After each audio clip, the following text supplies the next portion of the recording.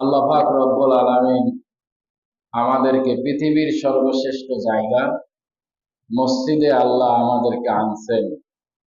এতে আমরা খুশি না বেজার? মসজিদের ভিতরে একটা মানুষ যদি চুপ করে বসে থাকে, কোনো ইবাদত বন্দেগী যদি নাও করে, তো বান্দার আমলনামায় কিন্তু কোনো গুনাহ হবে না। হবে? কোনো গুনাহ নাই।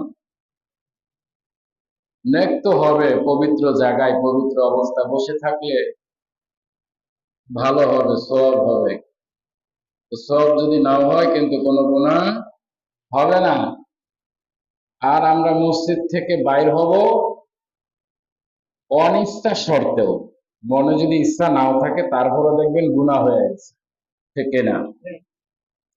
এই সামনে বেপর্দা পড়বে, তারপরে অশ্লীল সিনসিনারি পড়বে, বিভিন্ন গুনার আকড়া মসজিদের বাইরে গেলে আমরা গুনার মধ্যে নিমজ্জিত হয়ে যাব। তো কিতাবের মধ্যে আসছে বান্দা যেই সময়টা গুনাহ ছাড়া কাটায়। এখন আমরা জুমার জন্য মসজিদে আসছি, 1-1.5 ঘন্টা যাই মসজিদের ভিতরে থাকবো, আমাদের গুনাহ হবে না আল্লাহর খাস রহমতে। তো বান্দার যেই সময়টা গুনাহ ছাড়া কাটায়, সেই সময়টা যেন বান্দা নবী করিম সাল্লাল্লাহু আলাইহি সাল্লামের সঙ্গে কাটাইল। সুবহানাল্লাহ। এটার ব্যাখ্যা কি? এটার ব্যাখ্যা হলো 63 বছর জিন্দেগিতে আল্লাহর নবী মুহাম্মদ রাসূলুল্লাহ সাল্লাল্লাহু আলাইহি ওয়াসাল্লাম জীবনে একটা গুনাহ করে নাই। করছে? ইয়াগফির লাকাল্লাহু মা তাকাদ্দামা মিন যামবিকা ওয়া মা তাআখার। আল্লাহ পাক রাসূলকে ডাক দিয়ে বলেন,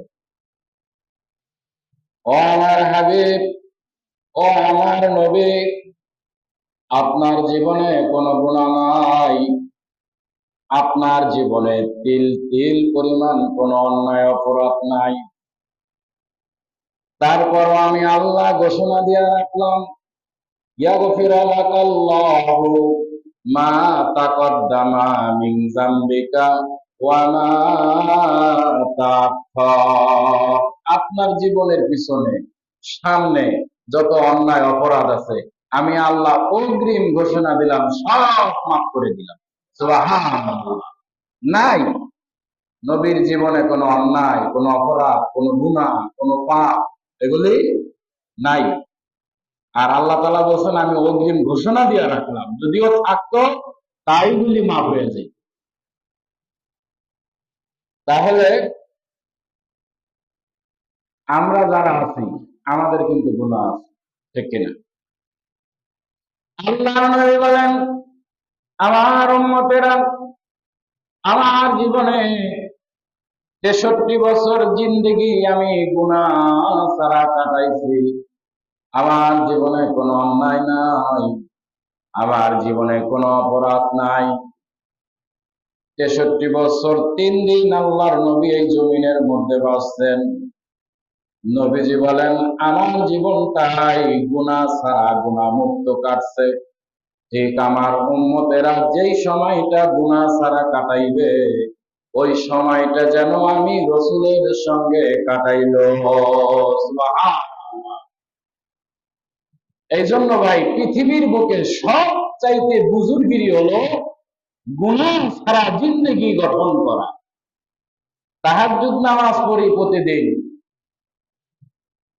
এমন ইবাদত করি তেমন ইবাদত করি, আবার গুনাহ করি। এটার নাম বড় বুজুর্গিরি না। বুজুর্গি হলো গুনাহ ছাড়া নিজের জীবনকে অতিবাহিত করা। এটার নাম কি? বুজুর্গি, ঠিক না?